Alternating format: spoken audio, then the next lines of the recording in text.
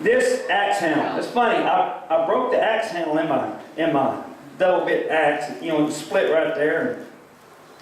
So I stuck it in my splitting log. PJ got me a new axe handle last month. It's funny. The axe handle is still broke. This isn't working for some reason. And there's a reason behind that. Although I was given this axe handle, I had to throw it down. That's why it broke. That's why the other one broke. Even though I was given this axe handle, I still have to knock the old one out of the head and mount the head on this one. Or this is not going to work. I mean, it's a pretty axe handle, made of hickory, still got the tags on it. But it's not going to work unless I put effort forward and mount that head on it.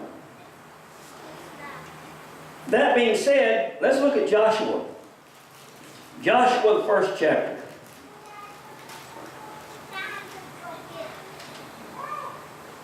I won't make it easy on you. Joshua 1:1.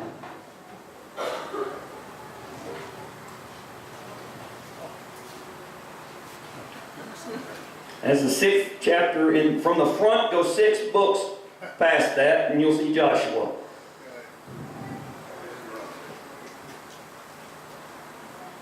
This is what happened. Moses led the people out of Egypt. They built them an idol out of a calf, out of a golden calf, out of gold and stuff, and they started worshiping. So God told Moses, He said, you're going to wander in the desert until everyone 19 years or older is gone.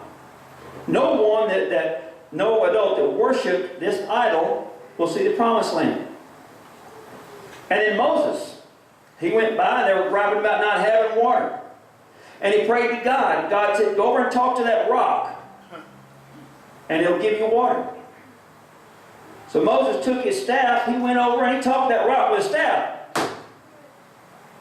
And that rock gave water. And God said, all right, I told you to talk to the rock, not hit it. Because of that, you're not going to see the promised land. You're going to be able to stand on a mountain and look and see the whole thing, but you're not going to be able to set foot in it. So it came time, and Moses died and went to heaven. And at that point, right here in Joshua 1:1, after the death of Moses, the servant of the Lord said to Joshua, son of Nun, Moses' aide, said, Moses, my servant is dead. Now then, you and all the people get ready to cross the Jordan River into the land that I'm about to give them, to the Israelites. I will give you every place where you set your foot, as I promised Moses. Your territory will extend from the desert of Lebanon and from the great river the Euphrates, all the Hittite country to the great sea on the west. No one will be able to stand against you all the days of your life. As I was with Moses, I will be with you. I will never leave you nor forsake you. I've said that many times. It's in the book many times. I will never leave you nor forsake you. Now, I want to stop right there. Okay? But I encourage you, read the rest of Joshua. I'm going to kind of give you a brief synopsis of what it says, but you need to read it. Joshua told everybody, all right, get ready. In 3 days, we're going to cross the Jordan. He sent spies over to check out the city, especially Jericho. And they went and they checked it out, and they came back and reported. 3 days, he said, we're crossing the river. He told the priest, he said, you take the ark and you go stand in the river. Just like God commanded. So they took the ark and they put it over their shoulders, and they went and they stood in the river. And as soon as they stepped foot in the river, now this is the flood season, by the way. As soon as they stepped foot in the river, water stopped and piled up right there, and the other one just kept rolling to the Dead Sea. And they stood in the middle of it. And all of Israel crossed. And when they got to the other side, they took these 12 rocks. Evidently they were big rocks. We would have called them boulder. And they moved to the other side and they made an altar with them. Now, when they came up out of that river, it started flowing again. God said, I'm giving you a country. I'm giving you more land than you've ever had before. It's all yours. You just have to cross that river and take it. And I'm going to be with you. I'm going to go before you. Went to the most fortified city there. It was Jericho. He said, all I want you to do is go to that city, march around it once a day for 6 days. And on the 7th day, march around it 7 times and blow your trumpets. That's all you have to do. So they did exactly what God said. And they walked around it 6 days, one time. On the 7th day, they walked around it 7 times, blew the trumpets, and the walls fell. They ran in and they looted the place. They didn't loot it, they just destroyed it. God gave them. But there's a trick to that. God gave them Jericho. They had to put forth effort and go take it. They had to do what God said. Now God told them, don't take any loot. Burn it all. One man took a few things, some silver, buried them in a tent, and they went up against a small tribe. Well, we ain't going to take everybody, just take a few thousand. So they took a few thousand and got their backsides whipped. They come back and said, what's going on? Joshua fell before the ark on his face, and he was praying to God. God says, get up, Joshua. You're lost because you didn't do what I said. So he had all the tribes come up one by one. And Judah was chosen. And then he had all the clans of Judah come up one by one until this, I can't even pronounce the names, I ain't going to try. This one clan was chosen. Then all the families in that clan came by one until that one person who took that loot was singled out. They said, what have you done? God said, I will not bless you until you do what I said. What have you done? Well, I took a little bit of plunder. It looked good. All right, because you took a little plunder, they take him out, they stone him, they burn everything, they kill his whole family, and then they burn all the loot with him.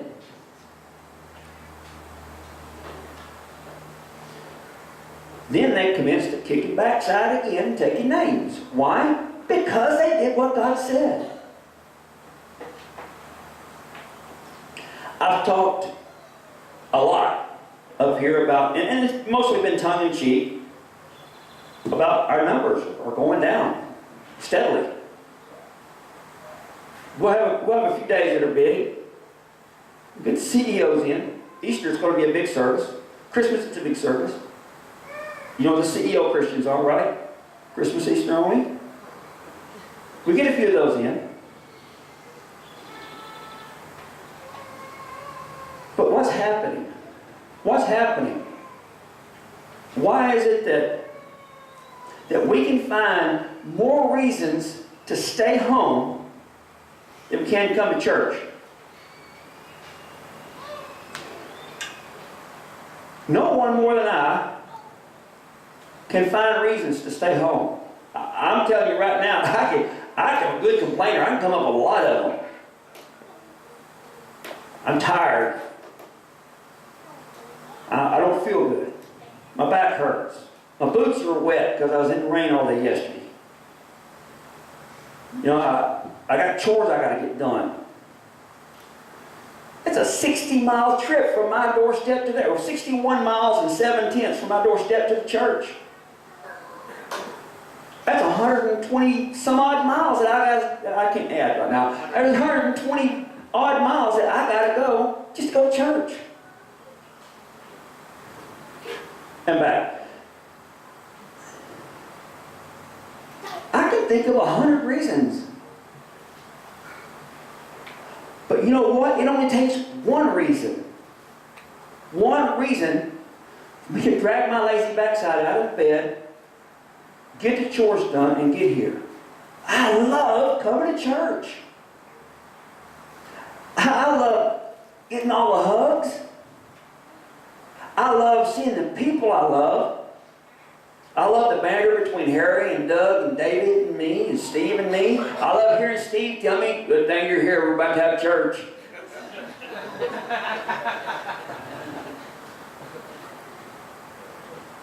I love it. If I love the people, I love the community, I love the atmosphere, I love the hugs. Did I say that already? I don't love the traffic, but hey, 4 out of 5 ain't bad. You know? But honestly, I love coming to church. And I want you to think about this. You know, and by the way, if I lived 120 some odd miles from here, I would still drive here to church. I love it so much, I want to be here at 7 o'clock. There's a few chores I got to get done first, and I don't want to get up at midnight to do that. So I'll make the concession. I'll come in at 9-ish. More ish sometimes than others. But think about this. How many blessings do I get just coming here? Now, when we go out here in the community, and I'm telling you, sometimes I am in this area 3 or 4 times a week. And I'm giving out cards. And when I run out of cards, I'm writing our church's information down on a piece of paper. I'm telling people about our church. I might make 60 contacts a week. Very rarely do I see them come, but hey, I'm making the contacts, right? And if I do this and I'm only here several times a week, think about David and Harry and David and the Davids and Steve. You know, I'm going to have to say Jason because he talks all the time to everybody. But I mean, think about it. Gwen, how many people do they see a day in this area, and how many times do they tell people about our church? Think about if all of us put that much effort into talking to people, and I'm not talking about me putting a lot of effort because I'm the least of these, okay? And I forgot. Mark tells everybody he sees, everybody he works with, all the skunks and the raccoons and the rats, he tells all of them about our church. Honestly, though,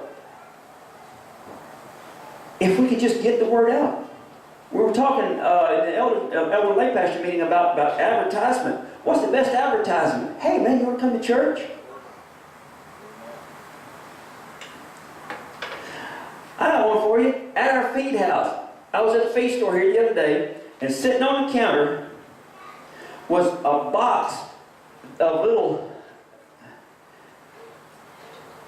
It's about 4 inches, 2 inches wide, and about 1 inch thick. And they're little bitty stun guns.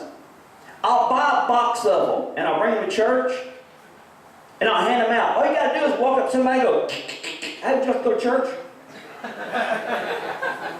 When they say no, go, "Excuse me?"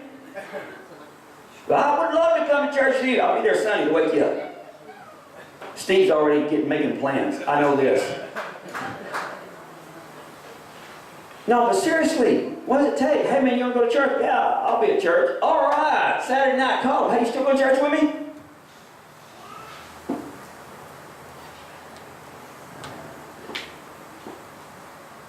God told them, you put forth a little effort,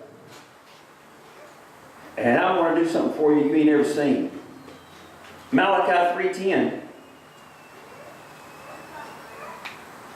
And this is one of those verses where I feel like a televangelist every time I read it.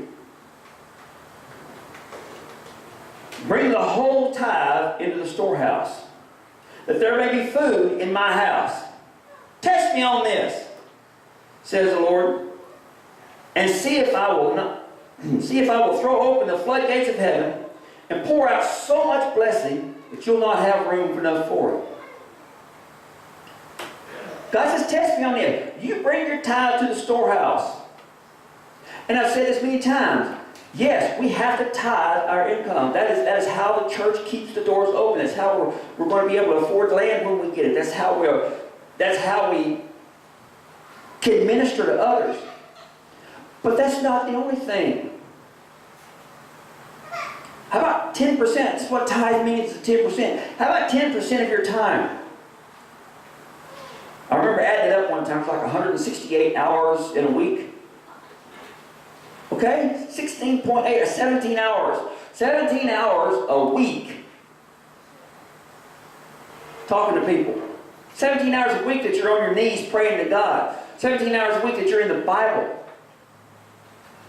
Reading. How do we know what God is saying to us? Read the Bible. And then pray. And the prayers are two-part. God, what are you saying to me? And then shut your mouth and listen to Him. I have a problem with that. I'm a preacher. It's hard not to stop talking. You know what I mean?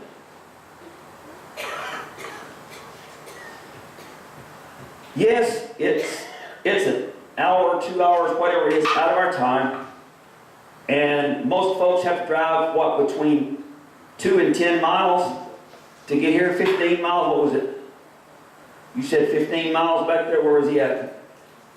Oh, there he is. You know how many said 15 miles here? Yeah. 15 miles to 2 or 4 miles to get here. Yes, it's a pain to get up on Sunday morning and come home because we work 6, 7 days a week, or 5 or 6 days a week anyway, right? But think of the blessing that we get. I don't know about you, but I love coming to church. I absolutely love it. And I can't say that enough. And don't get me wrong, okay, about growing our church, about our church getting bigger, about our church reaching more people, I have said this prayer, and I talked to the elders and lay pastors about this. I have said this prayer. God, if it's me that's holding this church back, move me out. Because I don't want to be standing in the way. Thank God He has not said that. Thank God He has not ended up and said, well, you need to move. Because if I had to leave this church, it would break my heart. I'm telling you right now, it would break my heart.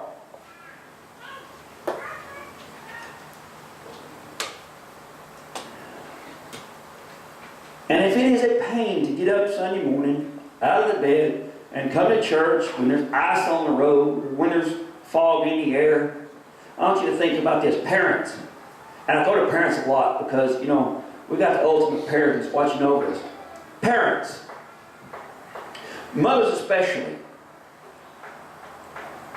The pain of childbirth, I am told, and no, I've not gone through it myself. The pain of childbirth is immense. It's close to death. Yet you have more than one child. Why? Dads, the pain of living with a woman who's pregnant for 9 months is pretty bad. Yet you're willing to have more than one child. Mainly because we don't have to go through the pain, but I want you to think about it. Why? And then once we have the child, you never stop raising them. Ever. Why? Why do you go through that? Why do you make emotional deposits into that bank when sometimes in the teenage years it seems like a one-way thing? Because the joys of parenting are such a blessing. When you watch your child grow up, and I saw something one time that said, I don't want my children to walk in my footsteps. I want them to go around me and go further than I ever could have.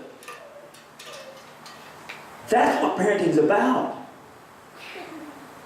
Encourage your children to go. Hold their feet to the fire when they do wrong. Encourage them when they're doing right. And no matter what, love them. That's what God's doing to us. Why is our church not growing? Because we're doing something wrong. We need to get on our knees and find out. It can't be lack of love. I've said that many times. Steve told someone, if you come to our church, you're standing too long in one place, you go get a hug, so you got to watch out. What is it that's holding us back? Why are these tables and chairs not full every Sunday? It can't be because of the music. It's great music. It could probably be the preaching, because it's mediocre preaching. But I ask you, what is it that's holding us back? Have we brought everything, all of our tithe, all of our time, our passion, our everything to the storehouse and given it to God? He said, bring all your tithe to the storehouse so there will be food in my house. You know, there's such thing as emotional food. I mean, I crave it. Everyone does. Everyone does. And I've said a lot. I grew up kind of a loner. I would rather be over by myself playing with the little army men in the dirt than I would be fighting with my brothers, because they always beat me up. I would rather go out in the woods and go hunting by myself than I would be playing football. I know, sacrilege, right? I didn't care about those things. And I grew up, I took a job in the army where I didn't have to be around a lot of people. But what Lina said, I love mankind, it's the people I hate. Well, that's the kind of person I was. But then I started coming to church and getting with God's people, and now I crave it. I crave the fellowship. I crave the love. I crave everything.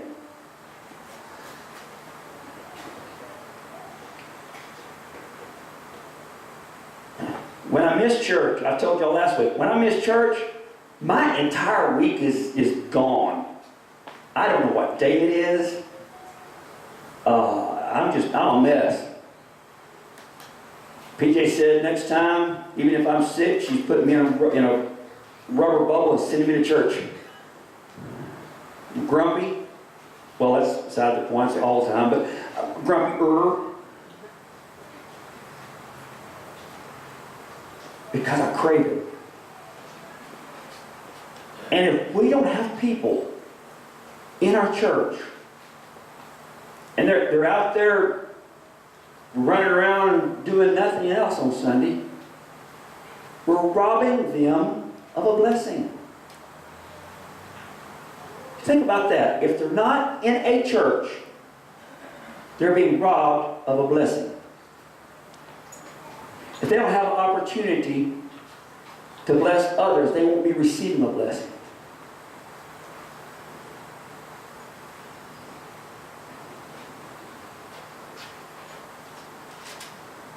We can't do it alone. We have the opportunity for the Lamb we've been talking about. And we've been trying to do it. And the devil tries to close doors. And every time he closes a door, something else pops up. Well, when David preached about Nehemiah, did he do it by himself? Did he build that wall by himself? It took the entire country, the whole town, or whatever you want to call it. It took all of them to build it. It's not one person. If the only person going out and bringing people into church is knucklehead there. No, you. Jason. If Jason is the only person bringing people into church, then how are we going to grow? We can get 1, 2 a week, month. But what about the rest of us? If our only desire is just to come, sit down, listen to the music, listen to the preaching, and leave, and think we've deposited in God's bank, that ain't all serving God is about. Our pound of flesh. Our pound of flesh. God said when He sent Adam out of the garden, and when he sent Noah off the ark, He said, be fruitful and multiply. And that's our job. Christ said Himself, a tree is known by its fruit. A tree that doesn't bear fruit will be cut down and thrown into the fire. Kirsten one time came up to me, this is the last thing I'll say. Kirsten came up to me one time and I was talking about her growing up. This is a couple years ago. She said, but I don't want to grow up. I like this right here. I said, baby, the opposite of growing is death. If you're not growing old, you're dead. If our church is not growing, if we're not bringing people in, ministering to them, if we're not going out and reaching out to our community, we are dead. And I myself have seen in communities, churches that were happy with what they had, and they ended up being a church full of 70, 80-year-old people that had a guest preacher come in every Sunday and preach for them, and then as a person died off, nobody came back in to replace them. And that church just went away finally. Is that what we're going to be? The opposite of growth is death. I want you to think about that. I know this wasn't a typical salvation sermon, but it's what God told me to preach. And if you're unhappy with the sermon, talk to my boss.